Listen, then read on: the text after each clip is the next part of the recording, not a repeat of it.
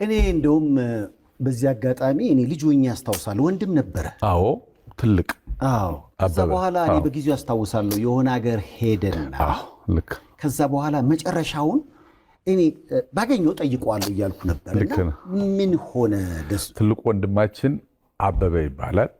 ሰከንድ ኢየር ዩኒቨርሲቲ ተማሪ ያለ 1978 ኔቪ አስመራ ናቫል ኮሌጅ ሄደ። ባህር ኃይል በሰፈሩ ማንም ዩኒቨርሲቲ ዛኔ ገብቶ ያውቃል። አስታውሳለሁ 78 ምናምን ድግሱ ሊደገሳል ዩኒቨርሲቲ ሰከንድ ኢየር ምናምን ሄደ። ልክ ሊመረቁ ከአስመራ ናቫል ኮሌጅ አስመራ ባህር ኃይል ኮሌጅ ያለው አስመራ ነው። ከዛ ወደ ምጽዋ ሄዱ። ልክ እነሱ የሄዱ ጊዜ ምጽዋ በጦርነት ድምጥማጧ ጠፋ። ከዛን ጊዜ ጀምሮ ይኑር ይሙት አናውቅም። የቤተሰቡ የመጀመሪያ ልጅ እና ይሄ ቤተሰብ ምንድነው? አሁን ለምሳሌ አንዳንዴ ምን መብላት ማውጣት ልክ ነው። ምንም ማብላትም ማውጣትም ሲሪየስሊ በጣም የሚያሳዝን ነገር ነው። ግን እኔ ምናምን አለው በቃ አለ ይመጣል አንድ ቀን እያልኩ ዝም ብዬ ኖሬ ባልፍ ደስ ይለኛል። መሞቱን ከምሰማ በጣም ጂኒየስ ልጅ ነው። በጣም የሚያምር ጭንቅላት አይደለም። በዛ አካባቢ በዛ አንድ ዩኒቨርሲቲ በነበረበት ዘመን ሰቅሎ ገብቶ ሰከንድ ኢየር ላይ እኮ ነው ኢንጂነሪንግ። አዎ እና በጣም በህይወት እንዲመለስ አቤና ደሳለኝ እምነት ነው። አዎ እኔ ያውቃለሁ ምን ያህል መንፈሰስ እንደሆንክ በተለይ አብሮ አደግም ስለሆንን ትንሽ ነገር ያስከፋሃል፣ ትንሽም ነገር ያስደስታል። ይሄ ባህሪ አባትህን ሳቃቸው በጣም አባዬን አንቱ ነው እንደምትለው እኔ አዎ ታዲያስ አንተ ማለት ይከብደኛል። አዎ እሺ በቃ ያው ትያለሚቱን እንዴት እናትን ምን ያህል እንደምወዳት እንደማከብራት እንደማፈቅራት ታውቃለህ። በጣም በጣም በጣም ስርዓት ያላት ትልቅ ጨዋ ሰው እናት። ፋዘር በታመመ ጊዜ እንደ ፋንታን ምናምን ይሄ ለታይታ ተብሎ የሚደረግ ሳይሆን ገባህ ይሄ የእውነት የልብ ሰው የለም። አሁን እነሱ መሀል አድገህ ምን ሰው ልትሆን ትችላለህ? ሌላ ምን አይነት ሰው ሊወጣ ይችላል? ስስ ማትሆንበት ሌላ ምን ምክንያት ይኖራል? ብዙ ስሰማ ስላንተ ደሳለኝ የበጎ አድራጎት ስራዎች ላይ ትጉ ነህ።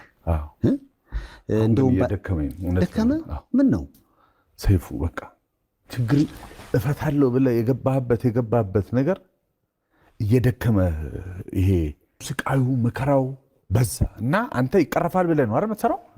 ደብል እየሆነ ነው ትሪፕል እየሆነ ነው እና አንዳንድ ጊዜ ሌላ መፍትሄ መንገድ ይኖረው ይሆን? ምክንያቱም በመስጠት ብቻ የሚፈታ አይደለም ይሄ። there should be some አንድ መፍትሄ ሶሉሽን የሚያስፈልግ ይመስለኛል።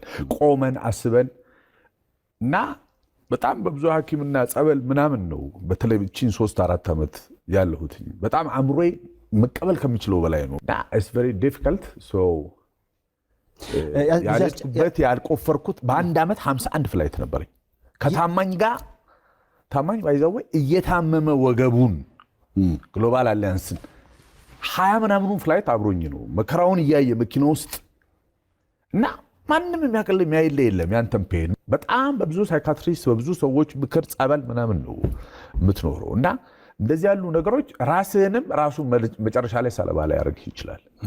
ስለዚህ በጣም በጣም ጥንቃቄ ይፈልጋል። እኔ ደግሞ እንዲሁ ችግሩን ብቻ ሳይሆን መፍትሄውን ዘላቂ የሆነውን ነገር ምንድነው መሆን ያለበት የሚለው ላይ ማተኮርና መስራት ይሻላል እንጂ ለሁሉም ከዚህ ወስደ እዛ መስጠት ከዚህ ያለቀስ ጨጓራ አእምሮ እየተላጠ ያለቀስ ምናምን አይሆን።